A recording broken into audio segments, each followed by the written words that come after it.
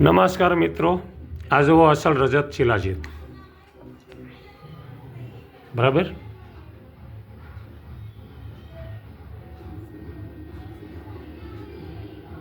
હવે વિટામિન, પછી B12, vitamin D3, calcium જે કાંઈ ઘટતું હોય, પછી પથરી હોય અને કિડની ફેલ હોય, તેમજ કે ભાઈ ડાયાબિટીસ હોય તો તેના માટે ઉત્તમ છે. આ તમે જોઈ શકો છો. રજત કહેતા ધોળું શિલાજીત મૂત્રકુશ, અસ્મરી, પ્રમેહ, કમળો, પાંડુ રોગનો નાશ કરે છે. તેમજ આ જુઓ રજત શિલાજીત લેબ ટેસ્ટેડ છે. અને તેમજ પ્રમેહ ઉપર તો શિલાજીત પહેલા નંબરની ઔષધિ ગણાય છે. બરાબર છે.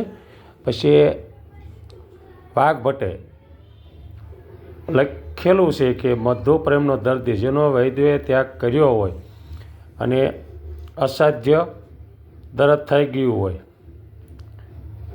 ઔષધિ લઈને કંટાળી ગયું હોય તો જો નિયમપૂર્વક શિલાજીતનું સેવન કરશે અવશ્ય નિરોગી બનશે.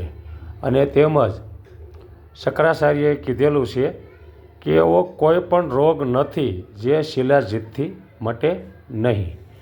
અર્થાત કે શિલાજીત સૌથી ઉત્તમ ઔષધ ગણાય છે. અત્યારે માર્કેટમાં મળે છે જેનો લાલ કલર હોય છે. લાલ કલર કહેતા તામ્ર કહેતા ગરમ. અને આમ જોઈએ તો તામ્ર શિલાજીત ફક્ત શિયાળામાં એટલે ઠંડીની ઋતુમાં લેવાનું હોય છે. અને ધોળું શિલાજીત એટલે કે જે ભાઈ રજત છે એને ઠંડો ગણવામાં આવ્યું છે. બરાબર છે. ઠંડુ શિલાજીત તમે 12 મહિના લઈ શકો છો.